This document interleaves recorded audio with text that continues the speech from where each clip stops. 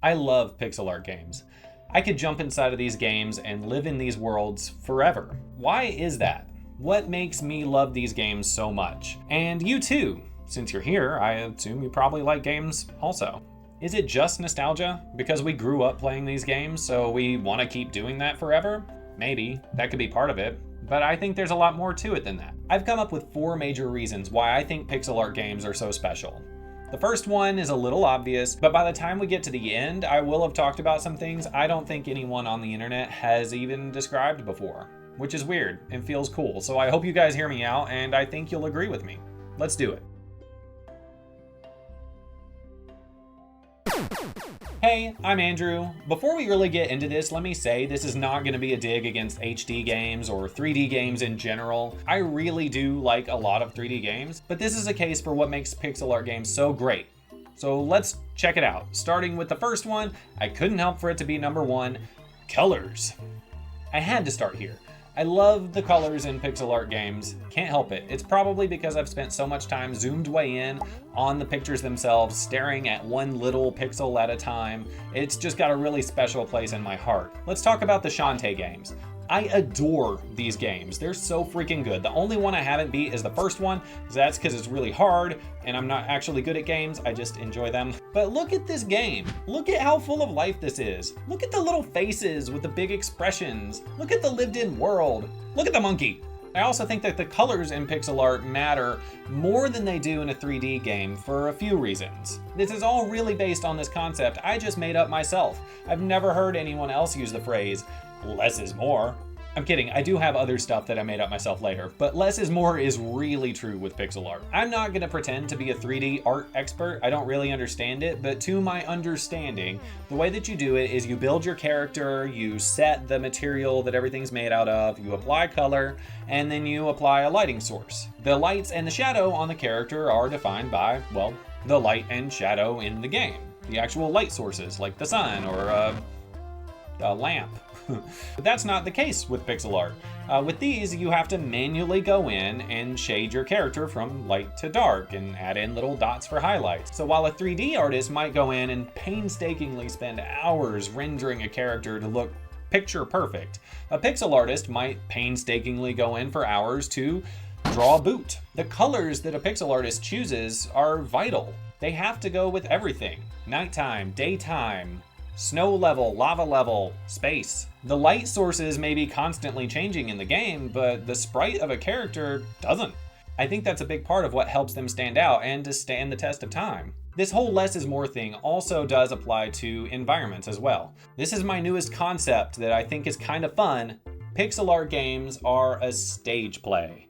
Okay, hear me out with this one, right? We've all heard the theory about Super Mario Bros. 3 being a stage play.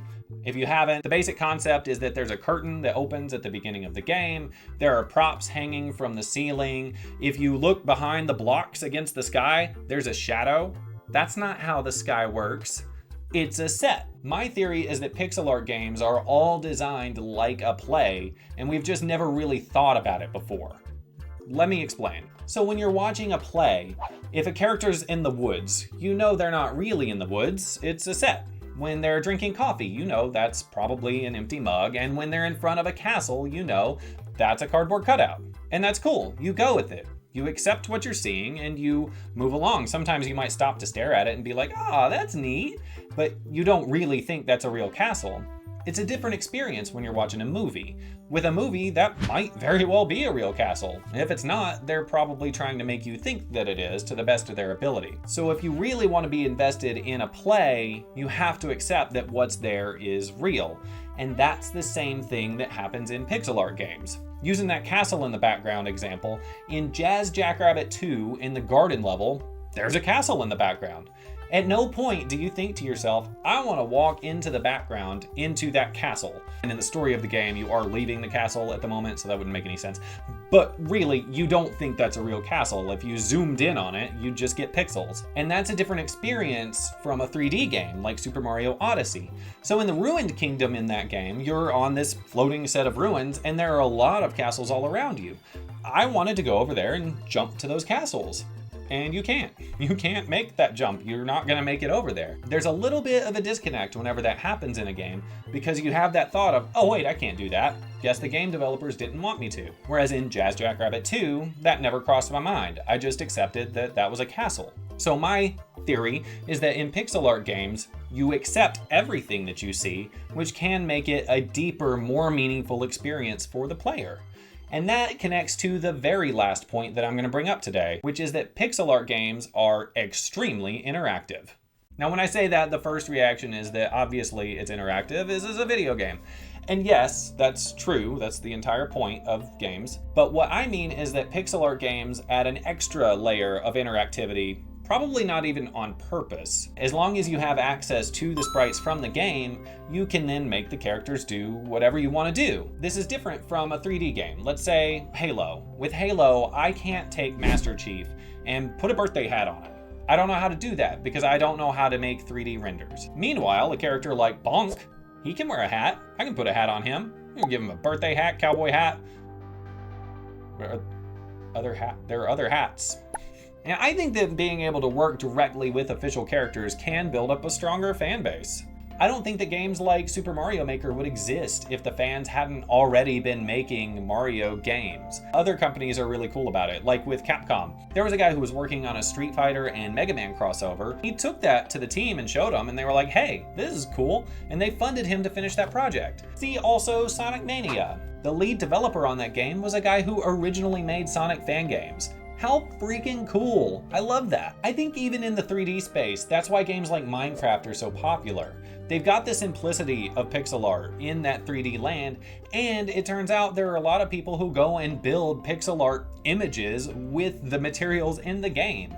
Isn't that like a weird little circular thing? We're all the way back to pixel art after making it all this way. And now you have people like me here on YouTube making videos because they like pixel art so much. It's crazy. And I just think with pixel art, you can make some of the greatest art that's out there. That's what I'm trying to do, and I hope that you'll try too. Down in the comments, let me know why you like pixel art. What are some of your favorite games, and what makes you connected to them? Don't forget to like and subscribe, and follow along for more pixel practice. So when you're watching a play, the characters are obviously not real. No, that's not it. So